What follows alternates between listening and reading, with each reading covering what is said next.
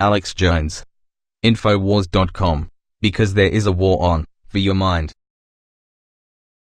20 early warning signs that we are approaching a global economic meltdown. Michael Snyder. Economic collapse. January 24, 2014. Have you been paying attention to what has been happening in Argentina, Venezuela, Brazil, Ukraine, Turkey and China? If you are like most Americans, you have not been. Most Americans don't seem to really care too much about what is happening in the rest of the world, but they should. In major cities all over the globe right now, there is looting, violence, shortages of basic supplies, and runs on the banks. We are not at a global crisis stage yet, but things are getting worse with each passing day. For a while, I have felt that 2014 would turn out to be a major turning point for the global economy, and so far that is exactly what it is turning out to be. The following are 20 early warning signs that we are rapidly approaching a global economic meltdown. Number 1. The looting, violence and economic chaos that is happening in Argentina right now is a perfect example of what can happen when you print too much money. For Domingo Canessa, it wasn't just the soaring inflation or the week-long blackouts or even the looting that frayed her nerves. It was all of them combined. At one point last month, the 37-year-old shop owner refused to open the metal shutters protecting her corner grocery in downtown Buenos Aires more than a few inches, just enough to sell soda to passer-by on a sweltering summer day. Number 2. The value of the Argentine peso is absolutely collapsing. Number 3. Widespread shortages, looting and accelerating inflation are also causing huge problems in Venezuela. Economic mismanagement in Venezuela has reached such a level that it risks inciting a violent popular reaction. Venezuela is experiencing declining export revenues, accelerating inflation and widespread shortages of basic consumer goods. At the same time, the Maduro administration has foreclosed peaceful options for Venezuelans to bring about a change in its current policies.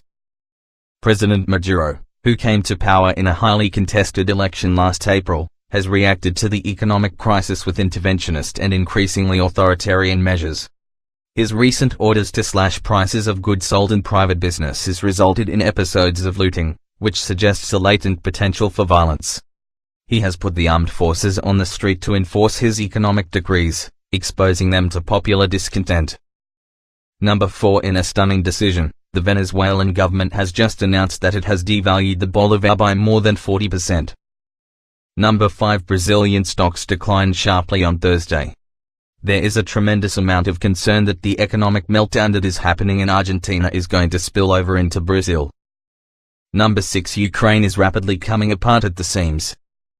A tense ceasefire was announced in Kiev on the 5th day of violence, with radical protesters and riot police holding their position. Opposition leaders are negotiating with the government, but doubts remain that they will be able to stop the rioters. Number 7. It appears that a bank run has begun in China.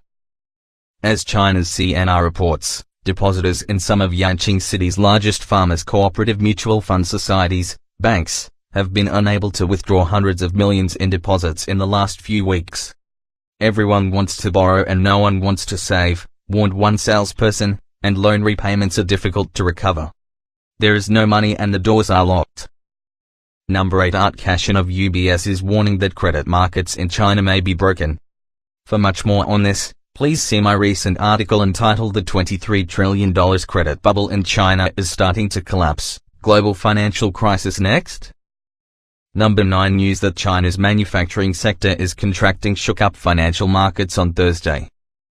Wall Street was rattled by a key reading on China's manufacturing which dropped below the key 50 level in January, according to HSBC. A reading below 50 on the HSBC flash manufacturing PMI suggests economic contraction. Number 10. Japanese stocks experienced their biggest drop in 7 months on Thursday. Number 11. The value of the Turkish lira is absolutely collapsing. Number 12. The unemployment rate in France has risen for 9 quarters in a row and recently soared to a new 16-year high. Number 13. In Italy, the unemployment rate has soared to a brand new all-time record high of 12.7%. Number 14. The unemployment rate in Spain is sitting at an all-time record high of 26.7%. Number 15. This year, the Baltic Dry Index experienced the largest 2-week post-holiday decline that we have ever seen. Number 16 chipmaker Intel recently announced that it plans to eliminate 5,000 jobs over the coming year. Number 17 CNBC is reporting that U.S. retailers just experienced the worst holiday season since 2008. Number 18 a recent CNBC article stated that U.S. consumers should expect a tsunami of store closings in the retail industry. Get ready for the next era in retail, one that will be characterized by far fewer shops and smaller stores. On Tuesday, Sears said that it will shutter its flagship store in downtown Chicago in April. It's the latest of about 300 store closures in the U.S. that Sears has made since 2010. The news follows announcements earlier this month of multiple store closings from major department stores JCPenney and Macy's. Further signs of cuts in the industry came Wednesday, when Target said that it will eliminate 475 jobs worldwide, including some at its Minnesota headquarters, and not fill 700 empty positions. Number 19 The U.S. Congress is facing another deadline to raise the debt ceiling in February. Number 20 The Dow fell by more than 170 points on Thursday. It is becoming increasingly likely that the peak of the market is now in the rear-view mirror. And I have not even mentioned the extreme drought that has caused the U.S. cattle herd to drop to a 61-year low, or the nuclear radiation from Fukushima that is washing up on the West Coast. In light of everything above, is there anyone out there that still wants to claim that everything is going to be okay for the global economy? Sadly, most Americans are not even aware of most of these things. All over the country today, the number one news headline is about Justin Bieber. The mainstream media is absolutely obsessed with celebrity scandals, and so is a very large percentage of the U.S. population. A great economic storm is rapidly approaching, and most people don't even seem to notice the storm clouds that are gathering on the horizon. In the end, perhaps we will get what we deserve as a nation. This article was posted Friday, January 24, 2014 at 5:53 a.m. Let's look at some comments. Why a repeat? Why a rebroadcast today? Anybody know? Dorian and Hoff. My nylon underpants caught fire and melted down on my genitals. I lost minimal hair. Bilge Eret. Free trade, mass immigration, money printing, and crony capitalism created worldwide failure. Jay replies to Bilge Eret.